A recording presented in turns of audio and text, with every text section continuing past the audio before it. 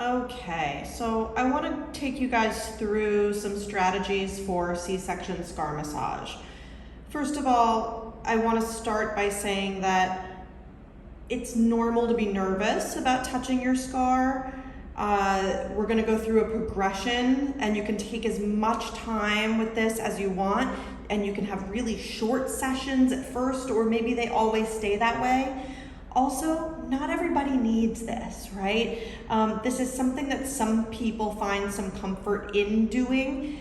And if you're not feeling bad in any way and you don't feel inhibited at all by your scar, maybe you never need to do this. So I don't want you to come into this thinking this is something all people need or something bad will happen. It's not really like that at all. But for people who are generally pretty active, many people will note some sensation of at least restriction in that tissue, right? So scar tissue doesn't stretch the same way as tissue that's never had a cut in it. It's just the nature of scar tissue. It is what it is. But over time and with a little bit of manual work, we can actually make some improvements in that. So one of the things I generally have people doing first before we're even talking about scar massage, and you've seen this if you've already watched the Return to Fitness videos, I love a good side lying windmill.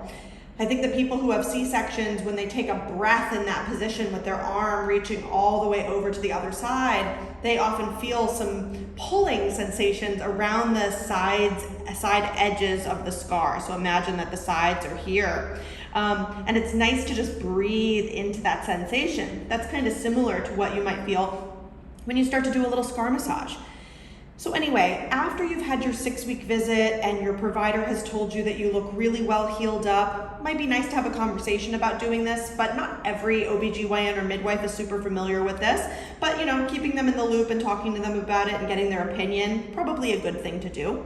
When you first start doing this though, you're really just going to be focusing on a little bit of desensitization. So you might actually just be touching around the scar or maybe over the scar with really gentle touch. And you can do that with your bare hands. You can also do that with something smooth and soft like a sheet, or something a little bit rougher like a towel, right? All of those things are viable options just to get yourself used to touch on or around that scar. When you first start doing scar massage, we're going to start kind of with indirect touch. So direct would mean we're touching the actual scar. Indirect would mean that we're probably about the width of 2 fingers away. So right at these edges up in here. And basically, you can't do this wrong. There's a bunch of different strokes we use. So circles are super common. And remember to take the circle in the other way. Sometimes we feel sensation in one direction more than the other. We can also just move our fingers up and down and up and down, or side to side and side to side, or even diagonals, right? Think about an X that way and that way. And basically, you want to hit all the points all the ways until you learn what you feel, right? So if you don't really feel much with a particular stroke or a particular position, then maybe that's not super necessary for you unless you're still kind of desensitizing. But if you're looking for a little bit of stretch and sensation, you're gonna figure out which strokes and how much pressure and depth gets you where you wanna be. So you might feel a little bit of a burning or stinging feeling, but we want that to be pretty minor. So we don't want you to a point where you are going ooch, or holding your breath, or gripping your muscles. That's probably too much. In general, I would say we're looking for maybe a 2 or a 3 on a scale of 1 to 10. So again, you want to be 2 finger breaths away and going all around the scar, both sides. And then even on the sides of the scar, so where the edges are, 2 finger breaths further out to the left and the right might be good places.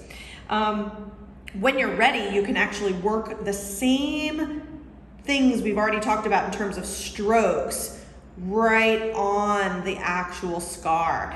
And you can hold it, right? So if you feel sensation while you're pulling away, you can hold that and breathe, focusing on the exhales, right? You're looking for those spots that feel like you're making a difference. One final thing you can do, and I can't really demo this really well on this model that I'm using, but you can kind of pick up your scar and roll it between your fingers. And some areas might feel like you're more aware of that scar tissue than other areas, and you might have some more sensation. So again, sticking with those general rules of a scale of 2 to 3 in terms of sensation and figuring out what works for you. That's the general gist of it, guys. So again, 2 to 10 minutes tops. I don't see many people spending 10 minutes on this. So 2 to 10 minutes over the course of potentially weeks. It's not something you have to do every single day, or again, maybe you don't even need to do it at all. All right, I hope this helps.